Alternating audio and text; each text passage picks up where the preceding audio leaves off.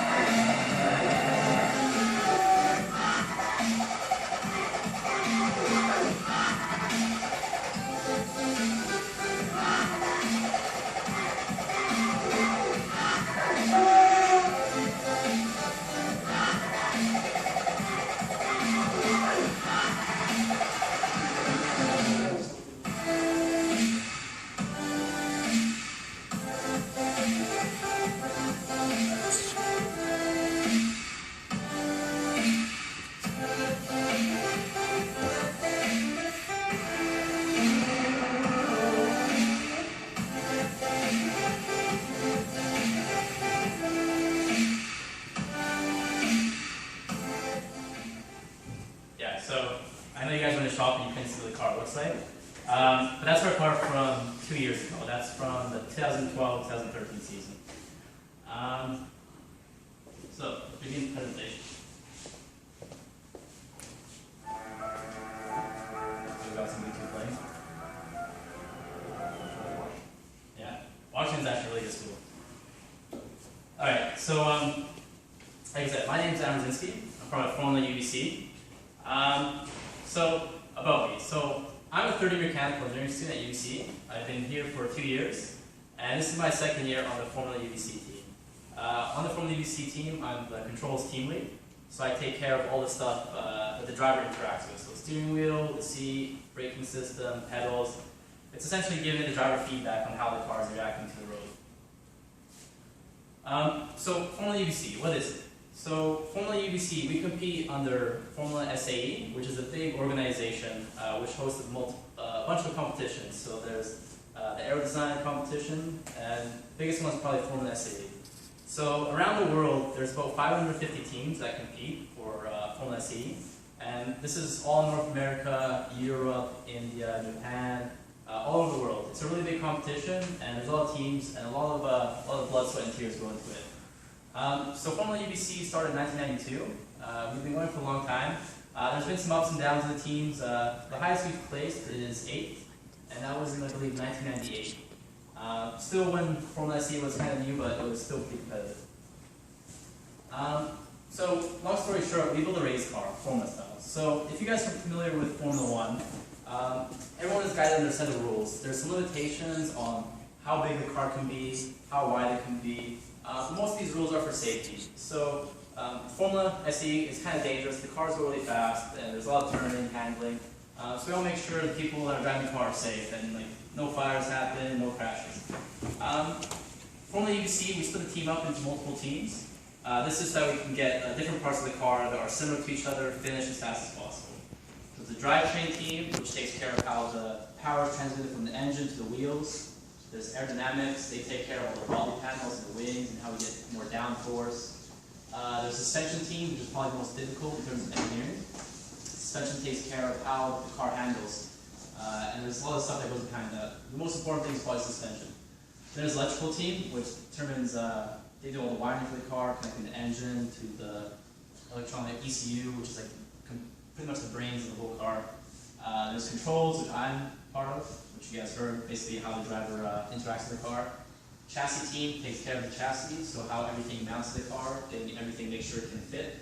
And then there's the engine team. So for the engine, we don't make our own. We buy an engine from, we take engines from a Honda motorcycle, and then we try to take this motorcycle engine and adhere to the rules of the competition, and try to make as much power out of it as we can. So the biggest thing about Formula is getting hands-on experience. So you're going to use the things you learn in school, bring them to the team, and you get to work with some friends, and kind of all collaborate together and try to make a race car. And it's all about reaching the end goal and learning and working together. So our team consists of about 60 people this year. This is last year's car, and this was from earlier in the year. So we have about 60 people working on all different parts of the car. And it's really exciting, and you get to meet a lot of people. So the biggest thing about Formula and Formula SAE is it's not just about building a car. It's about understanding why the car is built, how it works, and how it can be better. So you always have to ask yourself when you're making something, why? For an example is the aero packing team. Not all teams run aero. The point of aero is to give you more grip using the air that's going around the car. So we ask ourselves, why do we need an aero package? And we run a program that pretty much simulates how the car goes around the track. And you find that if you include the aero package, it goes faster. And it's all about winning the race in Formula. So if you add the aero package, you go faster, you win the competition. So what's the next step? Well, you got to do your research, you got to do your homework, you got to do your rope running skills. So you use the Googles, and you find out which wing profiles give you the best efficiency, essentially.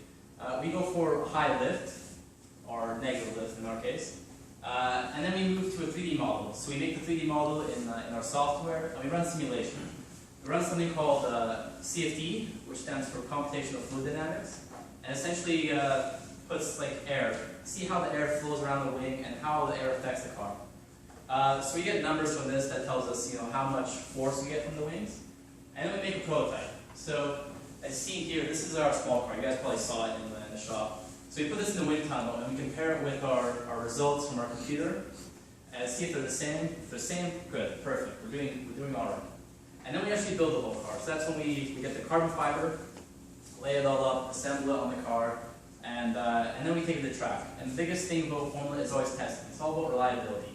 So you want to make sure the car can perform as expected always. So when you get your data from the racetrack, you bring it back home, you research it, and it's good. At the end of it all, it's all about evaluating and redesigning. You want to get your results, see how they compare to your original estimations, and then it's all about improving design. It's all about getting better and better every year. So there's some general specifications about our car. So our car does 0 to 60 in about 3.5 seconds. Has about 87 horsepower. It's a semi-automatic transmission. So what this means is there's automatic transmission in cars, which shifts for you, and then there's manual, which is where you use H pattern, shifting like the old cars.